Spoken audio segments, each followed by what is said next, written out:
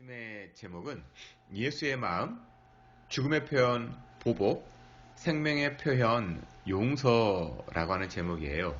예수의 마음. 우리가 이제 올해의 주제가 그 예수의 마음, 예수의 태도를 품으라고 하는 그 말씀으로 정했다고 말씀드렸죠. 그래서 예수의 마음 3월 첫째 주는요. 죽음의 표현 보복, 또 원수가품이라고 할 수 있죠. 생명의 표현 용서라고 하는 제목입니다. 성경이 밝히고 있는 최초의 살인자는 누구일까요? 성경에서 말하는 최초의 사람을 죽인 사람이 누구냐 하는 겁니다. 뭐 금방 아시겠죠? 가인이죠. 가인은 누구의 아들일까요? 최초의 사람인 아담과 하와의 아들이죠. 그 가인의 6대손이 방금 읽은 성경의 라멕이라고 하는 사람입니다. 라멕에게 어떤 일이 벌어졌는지는 잘은 몰라요. 그는 분명히 생명을 해쳤다고 기록합니다. 사실 라멕의 입장에서 보면, 그래서 어떻게 보면 그는 자신이 먼저 피해를 입은 피해자입니다. 자신이 어떤 상처를 입었다고 말을 합니다. 또 상처를 받았다. 더 나아가 혹은 내 생명의 위협을 느꼈을 수도 있지요. 그래서 그가 선택한 것은 다른 생명을 해치는 것이었습니다. 그리고 그가 외치는 이야기가 오늘 말씀 우리가 읽었던 24절 아닙니까? 가인을 위하여는 벌이 700일째인데 라멕을 위하여는 벌이 77배이리로다. 동생 아벨을 죽임으로 인해 떠돌이가 된 가인이 하나님께서 이제부터 지키지 아니하시니까 사람들이 만나는 사람들이 나를 해칠지 모르겠다는 그 두려움을 하나님께 호소를 하게 됩니다. 그랬을 때 하나님은 가인의 호소를 듣고 가인을 죽이는 자는 벌을 7배나 받으리라는 말씀과 함께 쌓인 하나의 징표를 건네주시면서 생명을 보존하겠다는 약속을 가인에게 해주십니다. 이때 가인을 해치는 자는 벌을 7배나 받는다는 약속을 뻥 튀겨가지고 라멕은 스스로가 하나님이 됩니다. 그러면서 그렇게 선포하는 거예요. 라멕은 자신이 받은 상처를 죽음으로 보복을 한 거죠. 원수를 갚은 겁니다. 내가 조금 상처받았다고 다른 사람을 죽인 거예요. 자, 오늘 말씀을 시작하면서요. 좀 무거운 성경의 주제로 시작을 하게 됩니다. 원수갚음이라고 하는 내용으로 시작을 하죠.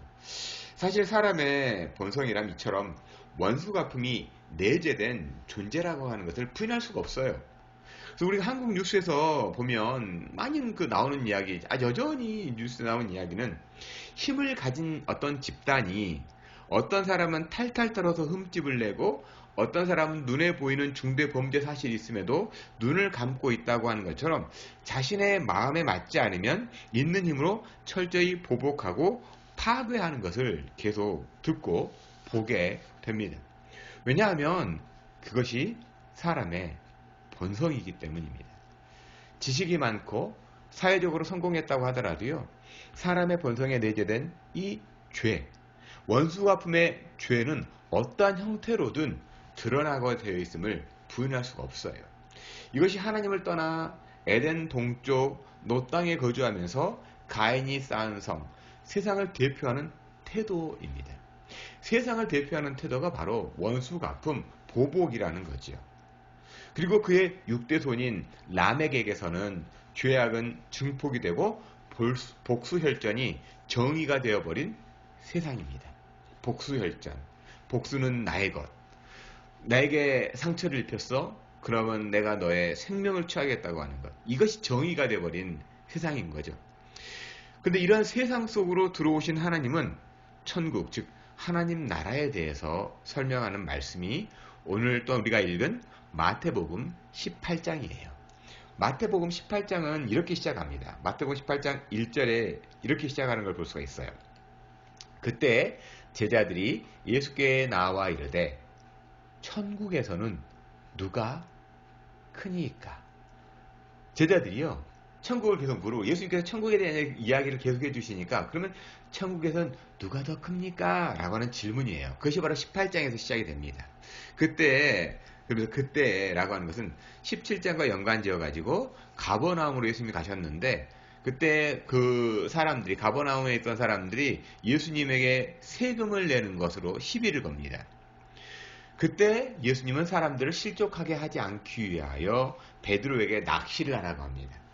그래서 종종 들어서 아시는 것처럼 베드로가 잡은 물고기 안에서 한 세겔을 가지고 나서 예수님 반 세겔 그리고 베드로 반 세겔 세금을 내게 하면서 그 사람들의 시비를 해결해 주시죠. 이런 일련의 과정에서도 예수님은 제자들에게 하나님의 나라, 즉 세금을 가지고서도요, 하나님의 나라, 천국에 대한 이야기를 해주시는 바로 그때입니다. 그러니까 우리가 읽은 본문이나 성경의 전체적인 주제는 어거스틴이라고 하는 교부가 발견한 두 도성, 성을 쌓았다고, 가인이 성을 쌓았다고 말했을 때 그 성, 시티, 그 도시는 하나님의 나라와 세상의 나라에 대한 이야기라고 할 수 있는 거예요. 성경의 전체적인 주제가 하나님의 나라냐, 이 세상의 나라냐라고 하는 그러한 이야기라고 할 수 있는 거죠.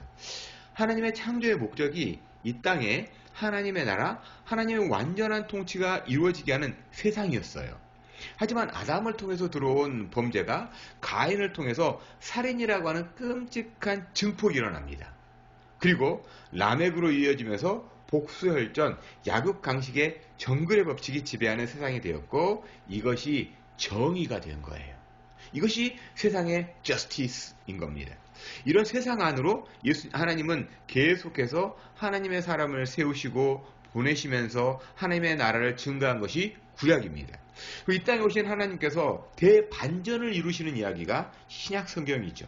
그래서 세상의 법칙, 세상의 관점으로 하나님의 나라를 바라보던 그 시각을 완전히 하나님의 마음, 예수의 태도로 볼 때 이해하게 되고 지혜를 얻으며 살게 되는 하나님의 나라를 십자가를 통해서 믿게 되고 살게 된 거예요.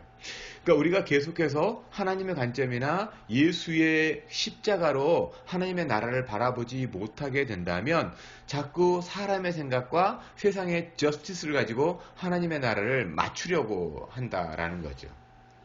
자꾸 유한한 걸 가지고 무한한 하나님의 나라를 맞춰보려고 하니까 계속해서 이런 것 같고 저런 것 같고 오류가 나오는 거 아닙니까? 그러니까 우리가 자꾸 하나님의 마음과 예수의 태도로 하나님의 나라, 천국을 바라볼 때 우리는 거기에서 하나님의 나라를 이해하게 되고 하나님의 나라를 살아갈 힘을 얻게 되며 어떻게 하면 하나님의 나라를 이 땅에서 삶으로 살아낼 것인가에 대한 그 삶의 태도, 방향을 갖게 된다는 겁니다. 이런 예수님께서 하나님의 나라에 대해서 말씀하시면서 세상의 법칙과 전혀 다른 천국은 어린아이 같은 사람들의 세상, 우리 시오나 루아루야 같이 이 어린아이처럼 자신을 낮추는 사람들이 사는 세상, 보잘것없다고 무시되는 사람이 없는 세상이라고 잃어버린 한 마리 양을 찾는 하나님이라고 말씀해 주시는 거 아닙니까? 99마리가 대세라고 할 수 있겠죠. 99마리는 대서예요. 그 길을 따라가가지고 가면 됐는데 굳이 잃어버린 거, 그것도 작은 어린 양 한 마리, 또 있어도 되고 없어도 될 것 같은 그 어린 양 한 마리를 예수님은 찾아 나서서 그것을 작다고 무시할 만하다 하지 아니하고 존귀하다고 귀하다라고 말씀해 주신다라는 겁니다. 그러니까 이건 민주주의 원칙하고도 또 다르죠. 그렇다고 해서 다 동의를 해야 되만 되는 그런 것도 다릅니다. 그래서 하나님의 나라, 교회는 민주주의도 또한 공산주의도 어떤 이데올로기가 아니에요. 하나님의 통치하심, 하나님의 섬김과 돌봄이 다스림이 되는 곳이 바로 하나님의 나라요, 교회라는 겁니다. 그러면서 혹시 범죄한 형제가 있다면 그 사람과만 이야기해서 권고해라. 그래도 그 사람이 듣지 않으면 두세 사람이 함께, 또 그래도 듣지 않으면 교회의 말하게 듣게 하고, 교회의 말에도 듣지 않으면 이방인 세리처럼 여기라고 예수님은 말씀해 줍니다. 근데 여기서 아주 중요한 것은요, 이방인 세리 취급을 하고 할 때 정말 저 사람 말 안 듣네, 말귀를 못 알아먹는 거야, 말을 못 알아먹는 거야, 도대체 잘못해놓고도 지가 무슨 잘못을 했는지 모르는 족속이야라고 정죄하듯이 그 사람을 이방인 취급하라고 하는 의미가 아니에요. 이방인 세리 취급하라고 했을 때 나 너희들과 함께 할 수 없어, 라고 하는 그러한 정죄하라고 하는 그 마음이 아니라는 걸 우리가 알 수 있어요. 아주 중요한 것은 예수님께서 하나님 나라의 백성으로서 기도, 그렇게 못 알아먹는 사람에 대하는 태도에 중점을 두고 있는 거예요. 그러니까 뭐냐면 그 사람을 대하는 나의 태도가 중요한 거지 말귀를 못 알아먹는 그 사람이 중요한 게 아니라는 거예요. 바로 나의 태도에 예수님은 더 관심을 두고 있고 중요한 방점을 두고 있더라는 거예요. 그래서 너희 중에 두 사람이 땅에서 합심하여 무엇이든지 구하면 하늘에 계신 아버지께서 그들을 위하여 이루게 하시리라 말씀하시면서 내가 그 합심하여 기도하는 사람들과 함께 있다고 하는 약속을 주십니다. 그 사람을 위해 그렇게 기도했다면 하나님께서 다루신다는 말씀이죠. 그랬더니 오늘 말씀을 시작하면서 베드로가 뭐라고 말하냐면 그게 바로 이제 시작되는 말씀이 21절 말씀입니다. 21절 그때 베드로가 나와 이르되 주의 형제가 내게 범죄하며 죄를 범하면 몇 번이나 용서하여 주리까 7번까지 하오리까. 언제나 손부터 드는 베드로죠. 언제나 손부터 먼저 들어요. 사람을 향해 용서하는 것에 대해서 자신이 알고 있는 최대한의 숫자가 7번입니다. 7번의 용서.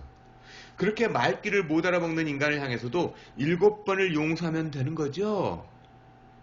자신의 최대 한계치, 자기가 알고 있는 이 모든 지식의 그 총량의 합이 7번인 거예요. 베드로는. 어쩌면 베드로의 태도에서요, 모든 인류의 최대의 한계를 볼 수 있습니다. 사실 한두 번 용서한다는 것도 사람으로는 도저히 감당하기 힘들지요. 그런데 7번 용서한다는 것은 사람이 신의 경지에 도달했다고 생각할 수 있는 정도예요. 성경에서 7은 완전수로 하나님의 영역이라고 여기기 때문에 그렇습니다. 그런데 예수님은 여기에 뭐라고 말씀합니까? 사람이 그어놓은 선, 사람의 맥시멈, 사람의 정의를 훨씬 뛰어넘는 지경을 넓히는 말씀을 하는 겁니다. 뭐라고 말하죠? 22절 말씀을 한번 같이 읽어볼까요? 22절 말씀. 예수께서 이르시되 내게 이르노니 7번뿐 아니라 7번을 70번까지라도 할지니라. 7번을 70번까지라도 할지라. 그러니까 이 말씀은 숫자적으로 보면 77은 얼마죠? 77은 49, 490번. 490번의 용서를 하라고 하는 의미일까요? 아닙니다. 7번을 70번까지라도, 이 까지라도라는 의미는 무한한 용서를 하라는 거예요. 무한히 용서해라. 사실 말이 쉽지 어떻게 이처럼 무한한 용서가 가능합니까? 어떻게 사람이 무한 용서가 가능해요? 베드로가 생각했던 7번도 최대 맥시멈인데 어떻게 이게 가능하냐는 거예요. 근데 이 가능하냐 못 가능하냐 이것은 우리의 생각이라는 거예요. 이것이 7번씩 7번 가능할까요 안 가능할까요 이렇게 생각하는 것 자체가 사람의 생각이라는 거예요. 하나님의 생각은 우리가 바로 그러한 용서하는 존재라고 선언하는 거예요. 하나님의 생각은 그거예요. 무한히 용서하는 존재가 너야 라고 하는 말씀이에요. 왜요? 이 말씀을 하신 예수님께서 내 안에 계시기 때문에요. 예수님이 내 안에 계시기 때문에. 그러니 무한한 용서의 전제가 신적인 성품을 덧입을 때 성령으로 충만할 때만 가능합니다. 그러면 그리스도인은 무조건 용서하라고 하는 의미일까요? 무조건 용서하라는 의미? 마태복음과 같은 내용을 다루고 있는 누가복음 7장 3절과 4절 오늘 말씀과 마태복음과 이 병행 구절을 읽고 있는 것이 누가복음 17장 3절 4절 말씀입니다. 그 말씀이 뭔지 한번 같이 읽어볼까요? 너희는 스스로 조심하라. 만일 내 형제가 죄를 범하거든 경고하고 회개하거든 용서하라. 만일 하루에 7번이라도 내게 죄를 짓고 7번 내게 돌아와 내가 회개하노라 하거든 너는 용서하라 하시더라.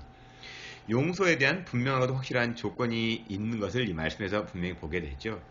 그것은 회개하거든. 또한 내가 회개하노라. 내가 잘못했다는 분명한 태도, 그리고 그 태도에 맞는 행동과 삶이 있을 때 용서는 언제든지 몇 번이든지 할 수 있다는 겁니다. 그러니까 회개란 분명히 내가 어떤 말이나 행동에 대한 잘못을 시인하고 하나님께서 원하시는 삶으로 전환됨을 말합니다. 그저 말은 잘못했어요 라고 하지만 전혀 태도의 변화가 없다면 완전한 회개라고 할 수 있을까요? 사과라고 하는 것, 이 apologize는요, 담백하게 어떤 행동이나 말에 대해 잘못을 시인하고 그에 따르는 대가를 치르는 용기가 사과이죠. 단지 유감입니다 라고 하는 것. 그 말은요, 진정한 사과라고 할 수 없습니다. 유감이 무슨 뜻이에요? 유감. 얼마나 힘들었어. 너 정말 힘들었겠다. 이 말 뜻 아니에요? 이것은요, 피해자와 가해자가 아니라 피해자를 바라보고 있는 제3자가 할 수 있는 말이지, 가해자가 피해자에게 할 수 있는 말이 아니에요. 아직까지도 한국에 대한 불법적인 점령과 위안부, 강제징용 피해자들에게 유감이라는 말로 때우는 이 가깝고도 먼 나라라고 하는 일본에 대해 사실 용서하고 싶어도 회개하거든, 최소 사과하거든이 되어야 용서할 수 있을 거 아닙니까? 그렇다고 미워하거나 복수를 하자는 것이 아니라요, 불쌍히 여길 뿐이에요. 용서를 구하지 못하는 그들의 마음의 연약함과 완악함이 불쌍할 뿐이라는 거죠. 그런 의미에서 예수님께서 우리에게 말씀하신 용서의 의미를 통해 예수의 마음이 무엇인지 함께 몇 가지로 좀 알아보기를 원합니다. 먼저는요, 성도는 하나님께 용서받은 죄인이라고 하는 겁니다. 성도는 하나님께 용서받은 죄인이라는 사실. 예수님께서 용서에 대한 말씀을 하시면서 너무나도 잘 알려진 일반 달란트 빚진 사람에 대한 예화를 오늘 말씀에서 들려주죠. 아시는 것처럼 이 예화 속에 등장하는 주인은 하나님입니다. 그리고 일반 달란트 빚진 사람은 저와 여러분이죠. 사실 일반 달란트 빚을 졌다는 것은 도저히 갚을 수 있는 능력이 되지 않는다입니다.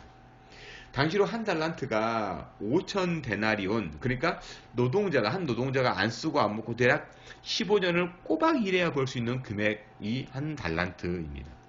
근데 1만 달란트라는 것은 5천만 데나리온, 죽었다 깨나도 갚을 수 없는 엄청난 금액이죠.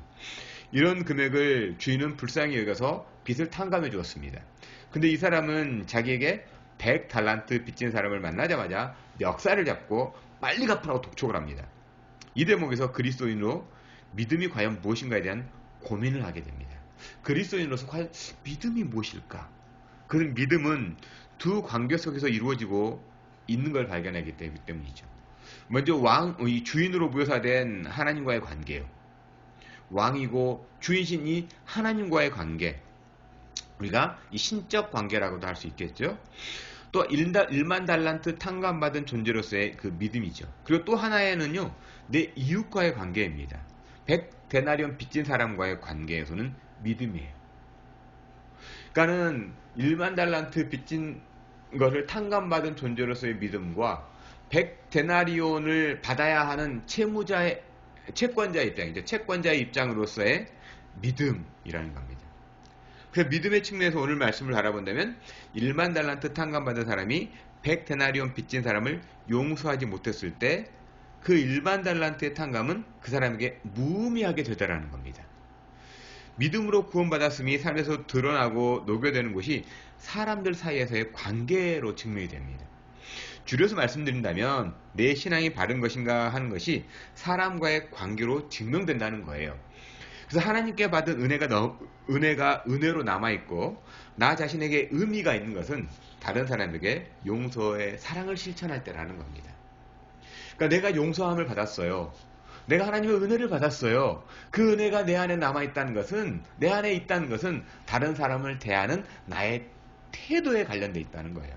그렇기 때문에 예수님은 인간의 가장 중요한 행위인 예배하기 전에 예배를 예배답게 하는 가장 중요한 태도가 이웃과의 관계를 먼저 바르게 하고 예배하라고 하는 겁니다. 그러니까 네가 예배하면서 하나님의 은혜를 10,000달란트를 받았다고 한들 네가 사람과의 관계 속에서 100데나리온의 그거를 감당하지 못해서 뭐 멱살잡이 한다면 그 10,000달란트의 은혜는 아무것도 아니라는 겁니다. Nothing. 그럴 때 진정으로 예배함으로 누리는 축복이 삶에서 드러나게 된다고 약속하는데 누가복음 6장 37, 38절 말씀 아닙니까? 비판하지 말라. 그러면 너희가 비판을 받지 않을 것이요. 정죄하지 말라. 그러면 너희가 정죄를 받지 않을 것이요. 용서하라. 그러면 너희가 용서를 받을 것이요. 주라. 그러면 너희에게 줄 것이니 곧 후히 되어 누르고 흔들어 넘치도록 하여 너에게 안겨주리라.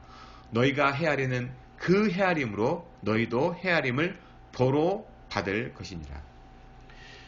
또 우리가 묵상하고 있는 이 에베소서를 기록한 사도 바울은요, 에베소 4장 32절에서 서로 친절하게 하며 불쌍히 여기며 서로 용서하기를 하나님이 그리스도 안에서 너희를 용서함심과 같이 하라. 서로 용서하기를 잘못에 대한 뉘우침을 알았다면 당연히 용서하라는 말씀 아닙니까? 사실 우리는요, 하나님으로부터 1만 달란트라고 하는 이 상징적인 어떤 숫자처럼 들릴 수 있지만 측량할 수 없는 용서를 받은 존재들 아닙니까? 그것도 우리의 심령의 회개를 전제로 합니다만 십자가라는 하나님의 놀랍고 크신 사랑으로 용서받은 사람들입니다. 에베소서 2장 8절과 9절은 너희는 그 은혜를 인하여 믿음으로 말미암아 구원을 받았으니 이것은 너에게 난 것이 아니요 하나님의 선물이라. 행해서 난 것이니 이는 누구든지 자랑하지 못하게 함이라. 이렇게 고백하는 바울 사도 자신은요, 오히려 핍박자였고 죄인 중에 가장 못된 존재였다고 고백합니다만, 그렇기 때문에 하나님의 은혜가 얼마나 신묘막측한지에 대해 이처럼 하나님의 선물이라고, 십자가가 우리 인류를 향한 선물이라고 이렇게 표현하지 않습니까?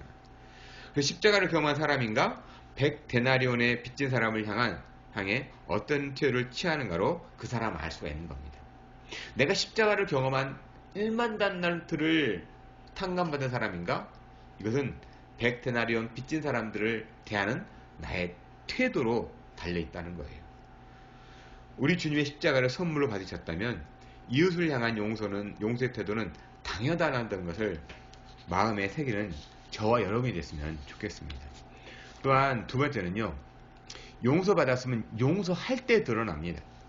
우리가 용서받은 죄인인 근거는요, 하나님의 은혜와 그리스도 예수의 믿음입니다. 그렇기 때문에 하나님께서 주시는 은혜와 구원에 대한 믿음이 다른 사람의 허물과 죄를 용서하게 합니다. 마치 은혜와 믿음이 고여있는 물처럼 나에게만 머물러 있는 것이 아니라 내 삶 안에서 나를 통해 흘러감을 순간순간 경험하는 거죠. 그래서 하나님의 사랑이 나를 통해 이웃을 흘러가는 삶이야말로 진정 나를 사랑하는 삶인 거예요. 나를 정말 사랑하십니까? 내 자신을 정말 사랑해요? 그건 바로 내 이웃에게 하나님이 가진 사랑을 흘려보낼 때, 내가 용서를 삶으로 실천해낼 때의 그 삶이 바로 나를 사랑하는 삶이다라는 거예요. 이처럼 다른 사람, 내 이웃을 용서한다는 것은 내 자신이 용서받았음에 대한 강한 증거가 되는 거예요. 그러니 만일 다른 사람이 잘못을 인정하고 용서를 구할 때 그의 응당한 대가를 요구하거나 용서하지 못한다는 것은요, 내가 용서받지 못한 삶이라고 하는 반증이 되는 거예요. 내가 도저히 용서를 못하겠다. 그 사람이 용서를 구하고 내가 이런 부분 잘못했다고 이야기하는데 난 더 이상 용서 못하겠어. 난 더 이상 용서 못하고 그 여자는 대가를 반드시 받아야 돼. 라고 말하는 것은 아직까지 내가 용서받은 사람이라고 하는, 용서받지 못한 사람이라고 하는 반증이라는 겁니다. 그런데 정말 아이러니한 것은요, 교회만큼 사람을 용서하지 못하고 배척하는 기관은 드물다고 생각을 합니다. 특히 정치적인 이념이나 좌냐 우냐 나뉘어서 불구대천의 원수처럼 으르렁대고 내가 믿는 하나님만이 옳다고 주장하는 이 어처구니 없는 일이 수많은 십자가를 높이 세워놓고 모이는 교회 안에서 일어나고 있다는 거죠. 100데나리온의 가치도 없는 정치적인 이념이나 신학적인 다름으로 인해서 1만 달란트의 가치와 같은 신앙을 쓰레기통에 처박아 버리는 일이 얼마나 비일비재하냐는 거예요. 내 신념이나 생각보다 소중한 것이 내 이웃의 생명, 내 이웃의 삶임을 성령의 도우심으로 깨달았다면 기꺼이 100데나리온의 가치도 안 되는 이 신념, 내 생각, 얼마나 무가치한 것인지 던져버릴 수가 있을 겁니다. 그런데 자꾸 우리는 내 신념, 내 생각을 놓지를 못해요. 그 100데나리온의 가치도 안 되는 그걸 놓지를 못한다는 거예요. 그러니 10,000달란트의 은혜를 받았다고 말한들 그 10,000달란트가 내 삶에 얼마나 영향력이 있냐라는 거예요. 아무런 의미가 없다는 거죠. 몇 해 전 이 공포 영화 중에서요, 한국 이 공포 영화 중에 대단히 히트친 영화 중에 하나가 곡성이라고 하는 영화가 있죠. 곡성. 보신 적 있습니까? 곡성이라는 영화. 저는 개인적으로 공포 영화는 좋아하지 않습니다. 그래서 전부 다 보지는 못했어요. 하지만 트레일러 영상을 몇 번 본 적은 있습니다. 마치 그러면서 이 영화를 대변하는 것 같은 아주 중요한 이 두 가지의 대사가 나옵니다. 이 영화에서 아주 이 영화를 대표하는 두 가지 대사가 있습니다. 혹시 영화를 보신 분 아시겠지만 먼저는요, 첫 번째가 무엇이 중요한디? 무엇이 중요? 뭐가 그렇게 중요한 것인가에 대한 그 놓치지 말라는 거예요. 정말 중요한 것이 무엇인가에 대해서 본질을 놓치지 말라는 거죠. 그리고 또 하나의 중요한 대사가 뭔지 아세요? 현혹되지 마소. 현혹되지 마소. 이게 전라도 사투리 구수하게 나와야 되는데, 저도 이 광주 사람인데 잘 안 되네요. 무엇이 그렇게 중요한디? 현혹되지 마셔. 이 두 가지 대사예요. 내가 용서받은 것, 그것이 중요합니다. 그리고 이 용서를 삶의 현장에서 녹여낼 때 지금까지 살아온 삶의 방식이 신앙을 신념으로 바꾸지 않도록 현혹되지 않아야 한다는 거예요. 내 신앙이 신념인가 신앙인가 현혹되지 않아야 한다는 거예요. 왜일까요? 공포영화는 비교도 안 될 정도로 무서운 말씀을 예수님께서 해주셨기 때문에 그렇습니다. 그 유명한 주기도문 바로 다음, 그 주기도문이 나오는 이 마태복음 6장의 그 주기도문 이후에 나온 바로 다음 말씀이 마태복음 6장 14, 15절 말씀이 아닙니까? 한번 같이 읽어볼까요? 너희가 사람의 잘못을 용서하면 너희 하늘의 아버지께서도 너희 잘못을 용서하시려니와 너희가 사람의 잘못을 용서하지 아니하면 너희 아버지께서도 너희 잘못을 용서하지 아니하시리라. 예수님을 가슴에 품고 사는 그리스도인입니까? 우리는 먼저 나 자신을 그리고 내 이웃을 용서하고 싶으면 할 수 있고 안 해도 상관없는 선택적 용서하는 사람이 아닙니다. 용서함은 성도에게 요구하시는 하나님의 절대적 명령이에요. 왜냐하면 나를 용서하기 원하시는 하나님 아버지의 강력한 마음이기 때문에 그렇습니다. 하나님이 나를 용서해주고 싶은데 내가 용서하는 마음이 없다면 하나님은 나를 용서해주고 싶어도 바로 주고 싶어도 아무리 주고 싶어도 아무리 좋은 영양가 있는 이 1만 달란트를 주고 싶어도 내 배가 100데나리온을 꼭 붙들고 있다면 1만 달란트는 내게 다가오지 않는다는 거예요. 아무런 영향력이 없다는 겁니다. 어제 오늘 이 페이스북에 올라온 뉴스 중에 제 마음에 갈피를 잡지 못하는 하나의 소식이 있었습니다. 바로 이 전두환 씨의 둘째 아들 재용 씨가 목회자가 된다는 소식이었습니다. 그러면서 자신의 부모님의 구원이 제일의 소망이라는 내용을 읽으면서 뭐지? 하는 마음과 아직도 그렇게 무고한 사람들을 학살해놓고도 여전히 뻔뻔하게 자신은 잘못이 없다고 외치는 사람의 아들이 목회자가 된다는 소식이 뭐라고 형언할 수 없는 마음이 솔직한 심정이에요. 단지 예수님의 십자가로 용서함을 받았다면 그 용서받은 자로서의 삶을 살아내기를 기도할 뿐이에요. 제가 어떻게 정지할 수 있는 것도 아니고 제가 어떻게 할 수 있는 것도 아니고 뭐 용서를 구해야 용서할 수 있는데 여전히 자신은 잘못이 없다고 뻔뻔하게 얘기하니까 불쌍해질 수밖에 없는 이 마음이 너무나도 어렵더라고요. 쉽지는 않더라고요. 이게 저의 솔직한 마음이에요. 제가 직접 목도했고 제가 직접 경험했던 그 시간들이 참 쉽지는 않는 시간입니다. 물론 이성적으로는 압니다. 용서를 해야 한다. 근데 이성적으로 또한 압니다. 용서를 구해야 용서를 해주지. 용서를 구해야. 용서를 구하기만 하면 그래요. 얼마든지 용서할 수 있어요. 내가 1만 달란트 탕감받은 존재이기 때문에 그렇습니다. 내 용서함으로 예수님의 용서를 드러낼 수 있기 때문에 그렇습니다. 근데 아직 용서를 구하지 않았고 여전히 자신은 떳떳하다고 말하니 참 뭐라고 할 말은 없다라는 겁니다. 단지 그의 아들이 예수를 정말 만나고 예수께 만나 주셨다면 그 만난 대로 살기를 저는 간절히 기도할 뿐입니다. 또한 세 번째, 용서는요 예수의 마음을 담게 합니다. 용서는 예수님의 마음을 담게 합니다. 우리 오늘 말씀 32, 33절 말씀을 같이 읽어볼까요? 이에 주인이 그를 불러다가 말하되 악한 종아 내가 빌기에 내가 내 빚진 전부를 탕감하여 주었거늘 내가 너를 불쌍히 여김과 같이 너도 내 동료들을 불쌍히 여김이 마땅하지 아니하냐 하고. 네. 제가 빨간 또한 이렇게 강조하는 그런 이 문장을 넣어놨죠. 제가 말씀을 읽다가 유독히 들어온 대목이 바로 이 말씀이에요. 악한 종아 내가 빌기에. 악한 종아 네가 빌기에라는 말씀이에요. 하나님은 이 사람이 악함에도 불구하고 빌기에 빛을 전부 탕감해 주었다는 거죠. 용서하면 어떤 조건이 없습니다. 하지만 번듯이 선언돼야 할 조건이 빌기에 용서를 해 주었음을 말씀합니다. 그러니까 빌지도 않고 뻔뻔하다면 용서해 주고 싶어도 용서할 수가 없다는 거죠. 이것은 빌고 있음에도 내가 용서해 주면 버릇이 나빠져서 용서 못하는 것이나 대가를 톡톡히 치르는 것이 용서라고 여기는 세상의 방식과는 전혀 다른 하나님의 마음, 예수님께서 우리를 대하시는 태도입니다. 자신이 무엇을 잘못했는지 또한 자신의 연약함을 정직하게 드러내고 용서를 구한다면 언제든지 하나님 아버지는 용서하시겠다는 것 아닙니까?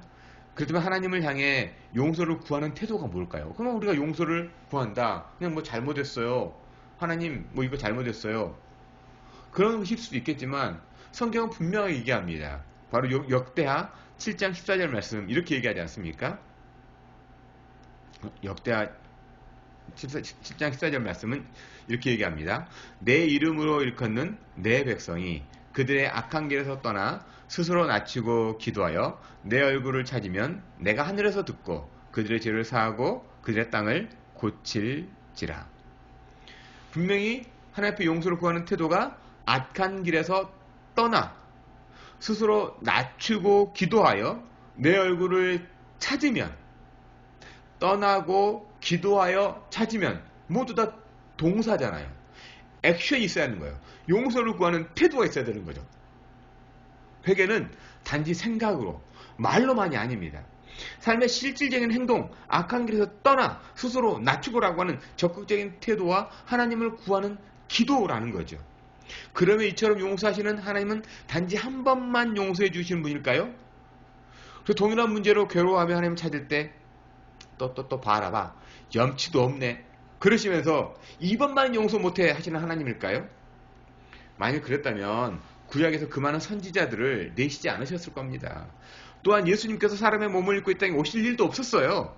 우리는 종종 구약 속에서 이스라엘 백성을 대할 때 왜 저렇게 하나님의 마음을 아프게 할까? 왜 저렇게 금방 원망하고 불평할까? 생각할 때 많지 않습니까? 홍해를 건넌 다음에 그 감격적인 그 홍해를 건너고 나서 물이 없다고 먹을 것이 없다고 하나님 앞에 힘들어 죽겠다고 불평하지 않습니까? 또 배고파 죽겠다고 불평하지 않습니까? 또 좋아 죽겠다고 불평합니다. 힘들어 죽겠다, 좋아 죽겠다, 목말라 죽겠다, 배 터져 죽겠다. 도대체 하나님 보고 어떻게 하라는 거예요? 그런데 이것을 뒤집어서 한번 생각해 보니까요. 또 얼마나 하나님을 향해 간절한지를 배울 수가 있더라고요. 이걸 뒤집어서 한번 보니까. 특별히 사사기를 보시면요. 하나님께서 사사를 보내면서 구원해 주시면 얼마 후에 또 하나님을 떠나고 그로 인해 징계를 받으면 하나님을 향해 간절히 울부짖습니다. 이런 관점으로 하나님의 백성이라고 말한 이스라엘을 보면 한심하기 짝이 없죠. 우리의 사람의 눈으로 보면 한심하기 짝이 없습니다. 그런데요, 그럼에도 성경은 이들을 이스라엘이라고 부르고 있다는 거예요. 이스라엘이라고. 이스라엘. 그렇게 하나님의 은혜와 사랑을 받은 민족임에도 늘 하나님을 떠나 하나님의 징계를 받은 민족이 아닙니까? 야곱처럼 뒤통수 치고 온갖 방법으로 사기를 치는 그 이름이 아니라 왜 이스라엘이라고 불러주셨을까? 하나님과 겨루 이겼다고 하는 그 영광스러운 이름으로 왜 불러주셨을까 생각을 하다가요. 며칠 전 일명 이 세바시라고 하는 거, 세상을 바꾸는 시간 뭐 15분인가 있어요. 그 자주자주 올라오는데 거기에서 관계와 소통에 대한 주제로 여러 번 강의를 하셨던 이 이호선 강사님이라는 강의, 이 유튜브 강의를 좀 들었습니다. 지난주에 며칠 전에 잠깐 이를 들으면서 이스라엘이라고 불러주신 이유가 이것 때문 아닐까라는 생각을 하게 되었습니다. 그러면서요, 그분의 강의 속에 이거였습니다. 우리 가족은 무엇이다라고 했을 때 그 무엇이 바로 그 가족을 정의하는데 보통 일반 사람들은요, 우리 가족은 이라고 말하면 많은 사람들은 이렇게 얘기한다는 거예요. 우리 가족은 허구한 날 싸우는 집이다. 또 우리 가족은 맨날 다투는 집이다 라고 말하는 거예요. 그런데 왜 그렇게 허구한 날 싸우면서 왜 가족으로 묶여 있느냐라는 질문에 왜일까라는 생각을 하게 됩니다. 가족이니까? 버릴 수가 없으니까? 사실 이혼이 보편화된 세대 아닙니까? 못 살겠으면 서로 따로 살지 왜 붙어가지고 그 가족은 허구한 날 싸우는 집이라고 생각하냐는 거예요. 그래서 이 허구한 날 싸운다는 말 속에는요, 그만큼 화해와 용서가 있기 때문에 아침에 싸우고 저녁에 화해하고 용서하고 그 다음날 되면 또 싸우고 또 용서하기를 반복하고 또 반복하기 때문에 가족이라는 이름으로 묶여 산다는 거예요. 근데 사람의 뇌가요, 좋았던 기억보다는 안 좋았던 기억을 더 강하게 저장하기 때문에, 강하게 이미지네이션 하기 때문에 우리 가족은 무엇이다 라고 할 때 제일 먼저 튀어나온 생각이 싸움, 전투력, 내가 받은 상처라는 거예요. 그 사람이 용서를 빌고 내가 용서를 하고, 내가 용서를 빌고 그 사람이 용서하는 것은 기억의 저편 너머 속에 꽁꽁 숨겨져 있기 때문에 자신의 가족을 그렇게 정의하는 분들이 많다라는 거예요. 그래서 이것을 좀 바꾸어 말하는 습관. 우리 가족은 화해를 자주 하는 집. 우리 가족은 용서를 잘하는 집. 우리 가족은 끝까지 참아주는 집이라고 바꿔서 말해보자는 거예요. 왜냐하면 없는 것을 말하는 것도 아니고 있는 것을 바꿔서 볼 때 새로운 지평이 열리기 때문이라고 하는 강의에 많이 공감이 됐습니다. 그럼 하나님은 왜 이스라엘이라고도 불러주시는지, 또한 예수님을 3번이나 부인했던 시몬을 베드로라고 불러주는지 이해하게 됩니다. 용서도 마찬가지예요. 사실 용서가 있기 전에 우리는 상처를 받는 거예요. 그죠? 용서를 한다는 건 내 안에 상처가 있기 때문에 용서하는 거죠. 내가 용서한다는 것은 내 안에 아무것도 없는데 뭐 내가 용서해 줄게. 이거 말이 안 되지 않습니까? 내가 상처받았다는 거예요. 용서가 있기 전에 아픔이 있어요. 그 아픔과 상처의 단계만 머물러 가지고 늘 그 아픔만을 바라보고 상처만을 만지기를 원하시는 것이 예수님의 마음이 아니라, 상처를 준 그 사람이 용서를 구하면, 아픔을 주었던 그 사람이 진정으로 잘못을 인정하면 거기에 머물지 말라는 거예요. 7번씩 70번이라도 용서하라는 주님의 성품까지 잘하는 사람, 이미 하나님의 백성이라고 칭해 주시는 그리스도인, 주님의 제자라고 불러주신다는 성경적 사실에 우리는 감격하면서 한 주간을 시작하게 됩니다. 우리가 예수님의 제자입니다 라고 말하는 것, 우리가 완벽해서 제자라고 말하지 않습니다. 하나님의 백성이라고 하나님 우리에게 얘기해 줍니다. 그것도 우리가 하나님 완벽하기 때문에 하나님의 백성이라고 말하지 않습니다. 자꾸 넘어져도 우리가 다시 하나님의 얼굴을 구하면, 얼굴을 바라보면 그 얼굴 바라보는 것 그 하나로 인해서 하나님의 백성이라고 칭해 주신다는 거예요. 예수님의 마음, 용서하는 삶으로 나는 누구인가를 발견하는 그런 한 주간이 됐으면 좋겠습니다.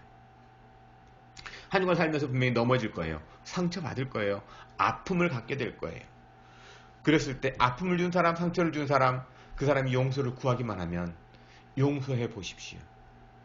그러면 그 용서함에 하나님의 나라의 삶을 누리는 하나님의 백성이, 그리스도인이 무엇인가를 조금씩 자라가는 저와 여러분이 될 겁니다.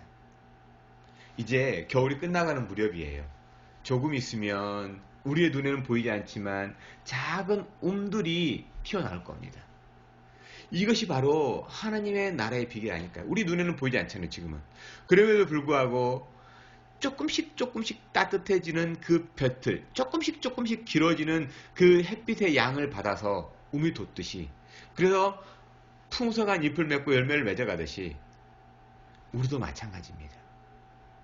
우리도 그 작은 용서를 하나하나 해갈 때, 아직까지 형편없는 존재일 것 같지만 결국에는 그래 너 그리스도인이야, 그래 너 나의 제자야, 내 아들이야, 내 딸이야 라고 해주시는 그 이야기가, 그 말씀이 바로 내 이야기로 다가와 어느 순간 껑충 자라있는 내 자신을 경험하게 될 것입니다. 그것이 바로 그리스도인입니다. 주님이 우리를 믿음으로 받아주신 그 은혜입니다. 내 믿음 가지고 사는 것이 아니라 그리스도 예수의 믿음으로 한 주간도 용서를 실천함으로 말미암아 예수의 마음을 삶으로 담아내는 저와 여러분이 되기를 주님의 이름으로 축원합니다.